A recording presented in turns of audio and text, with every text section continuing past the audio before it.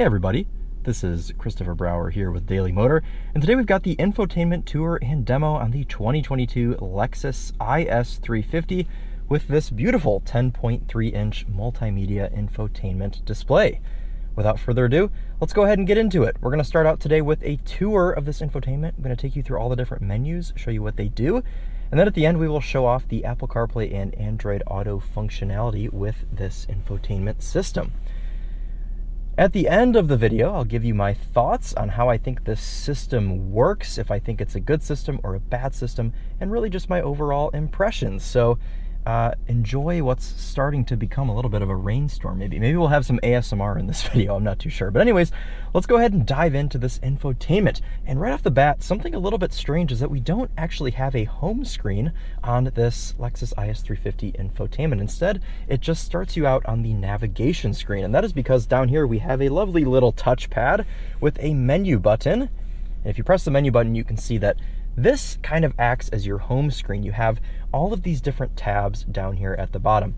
And before I get into anything else, I must say it's so important to have a little ledge right here to rest your hands, because when you're driving and you're hitting potholes and such other things, if you don't have a ledge to sort of balance your hand on, it throws everything else off and you're, touching a bunch of random places around the screen. So it's nice to have a place here to rest your hand where you can just aim your finger to go, where you want it to go. So this is a touchscreen infotainment display, but you also have the option of using this touchpad down here. There used to be a mouse, but now it is just a standalone touchpad. You do get some feedback on this when you move side to side. And the system chimes to let you know that you're moving back and forth. You've also got a back button here that takes you back home. And you've got a button that takes you straight to the map, which is essentially your home screen. So we'll go ahead and go through all of these different menus, and we'll start with the navigation menu, which has a bunch of different sub-menus. So let's go ahead and just click destination here. And you can see you have all of these different ways to put in your destination. You can search, got your little keypad there, or keyboard. Lord, I cannot speak. And you can give it a point of interest, street, city, whatever you'd like to do. This IS 350 is also equipped with Lexus Inform, which means if you click Destination Assist, it calls a representative and puts someone on the line to go ahead and put a destination in for you. Perhaps you're on a road trip, you don't want to take your eyes off the road, you don't want to look anything up, but you want to go somewhere.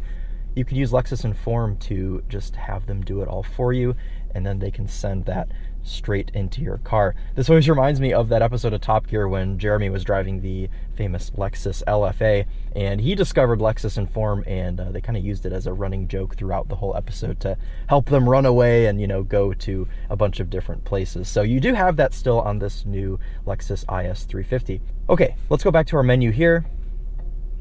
And you can see these are also just shortcuts to contact list, favorites, recent, and then you can also, of course, program your home address in here and go home. Into the audio menu now, you can see the song that's playing via my phone, via Apple CarPlay. You can adjust your source up here at the top, and let's hope this isn't about to just play some music. You've got AM, FM, Sirius XM, and then I've got my phone USB'd in right now. I'm not an avid Chainsmokers listener, by the way. Don't judge me beforehand. I have no idea why that song is playing, but it must have just chose it randomly from my library. Let's go ahead and check out our Sirius XM list here. You can see you've got a station list, and you can go through all of your stations here on the right. The touchpad makes scenarios like this easy because then you don't have to come up here and scroll. And technically, actually, you can't scroll. You have to use these arrows. So being able to scroll here with the touchpad makes it nice and easy. As you can see, we also have our sub-menus here, our shortcuts rather, to get to whatever source you'd like to get to. Let's switch over actually and start using the touchscreen because you guys can't see my hand down here using the touchpad. So we'll go into the phone menu now. You can see, I have my phone in on Apple CarPlay. It's suggesting that I FaceTime my girlfriend. Let's go ahead and unplug my phone, and we'll see what just the regular phone menu looks like. So I don't have my phone Bluetooth here, so it's probably not going to let me get into here. But as you can see here on the side, you just have a bunch of different options here for phone, general Bluetooth, audio, phone, voice, and vehicle. And I don't really want to Bluetooth my phone right now, so I guess we'll just have to use our imagination with that menu for now. But just know that it's pretty much just a very standard phone menu. Goes along with all of the other menus here in this Lexus Infotainment. Apps, this goes along with just whatever's going on your phone there. Projection, this is the menu where if I did have Apple CarPlay or Android Auto plugged in, it would go into this projection menu and replace this icon with either Apple CarPlay or Android Auto. And as I mentioned, we will view those in just a second, actually, once we've gone through the rest of these to show you guys what both of those things look like. Information menu here, you can see how economical you've been with your trip. As I've just been sitting here for 8 minutes, that's all it tells me. You can see your fuel range here, 266 miles. You can also go into your history and see sort of what you've been doing with all of your different trips. You can see that 26.6 mpg is what I'm currently getting. You can also clear that and go back to your trip information menu. Traffic incidents.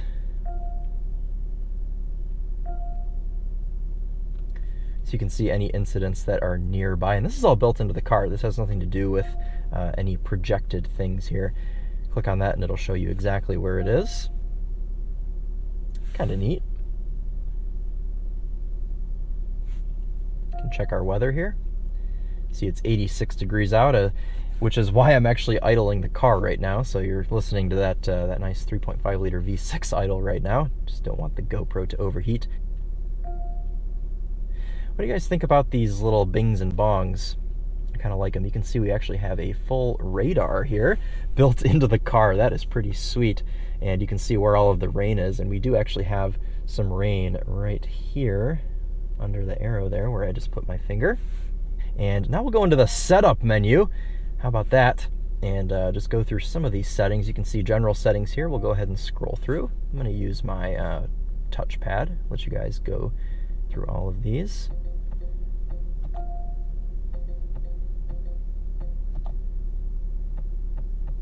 And you can turn off your sounds there. Error sound can also be turned off. I'm gonna go ahead and leave those on just because they like scratch that itch in my brain to have like a nice satisfying noise when I touch this touchpad here. And actually, let me turn this off real quick because you can hear the haptic feedback you get with this mouse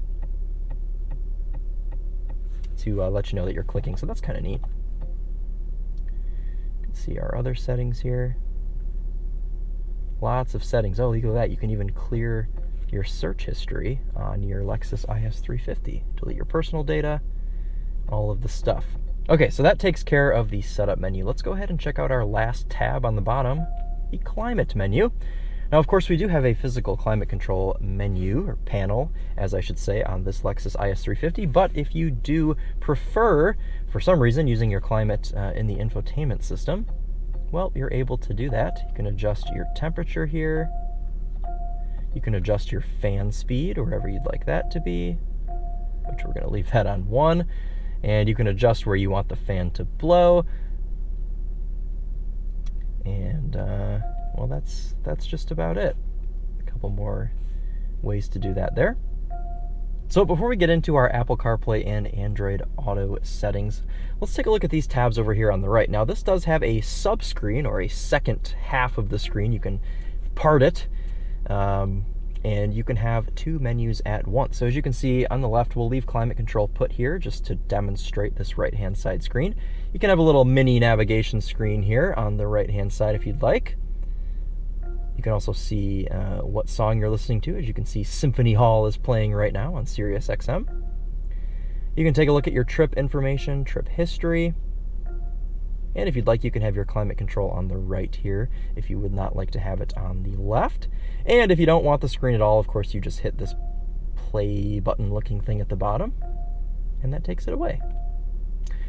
Personally, I like to just have one screen. I like to do one thing at a time here, so it's nice to be able to have that option. If you don't want the sub screen, you don't have to have it, so pretty neat. Okay, let's go ahead and just go back to our home screen here, which is the map. And let's go ahead and start with Apple CarPlay because that is what I am most familiar with.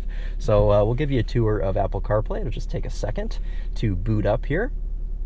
Okay, and it is connected. And we'll go ahead and we'll tap our menu button down here above the mouse pad, and we can just go ahead and go straight into Apple CarPlay. Very good usage, takes up the whole screen, very attractive layout here. Let's go ahead and run through some popular apps here. You can take a look at Spotify, see how that looks.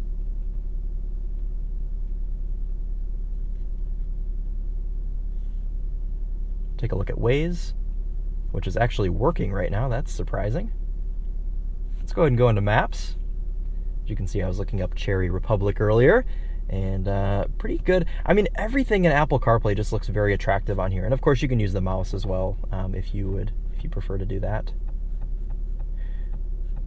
No noise when you use the mouse in Apple CarPlay.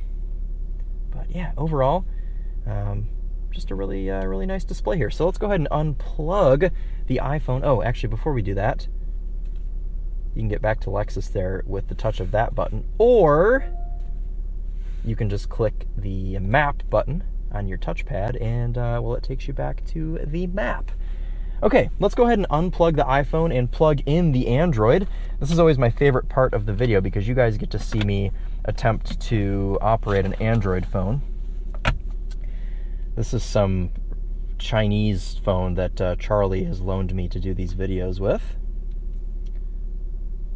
OnePlus. Okay. All right, guys, Android Auto is connected. Welcome to Android Auto. We'll take a look at how that looks here on this 10.3-inch Lexus Infotainment display. Takes a second to boot up. Okay, and this is an unused phone, so no, not really sure what that is. I assume that's whatever song Charlie was listening to last. Okay, so you can see our home screen here. Excuse me. You can see our home screen here with all of our different apps. Go ahead and scroll down. We'll use the touchpad. And you do get a chime when you use Android Auto. Go back to Lexus with the touch of that button. Back to Android Auto here. Go through our tabs here on the side. Go to YouTube Music. Google Maps, which needs location permissions for some reason. Check any notifications. We don't have any. And that's our prompt to tell Google what we think. Anyways, there you go. There is Android Auto on the 10.3-inch Lexus Infotainment display. Let's go back to home and we'll talk about my thoughts on this infotainment. So overall, a really good system, and Lexus in the past and even some of their current cars really struggle with usability because we don't have that touchscreen element that we have on this new infotainment system. And Lexus actually has a really nice 12-inch display in the new Lexus NX, and it's starting to become available in a lot of newer Lexus vehicles. I'm sure we'll see it in the IS at some point. But even the system that's a couple years old works really well. And, you know, normally I'd complain about this touchpad, but the fact that I can use the touchscreen makes everything fine. I like this system down here that has all of these different tabs. Like I said, I like that there's a ledge to aim your hands to touch what you want to touch. And I always like the versatility of having two different options to use an infotainment display. I'll never complain if there are two different ways to do something, because then, you know, there's a way for everybody. Touchscreen, mouse pad, whatever you prefer, you're able to do it here on this Lexus 10.3-inch digital display. So then, overall, I really do like this infotainment system. Not really any complaints. I've been living with this now for just about a week, and it has done everything I want it to do. The only weird thing I've had throughout the week is I've had a couple little crackles when I line in for Apple CarPlay with my music. Sometimes if I've got the music turned up, I get some weird like pops and crackles that like the audio just loses quality temporarily, but then it comes back. And I've tried it with two different USB cables and it's done the same thing both times. So I don't think it has anything to do with my cable either. But that'll wrap it up for us today, guys.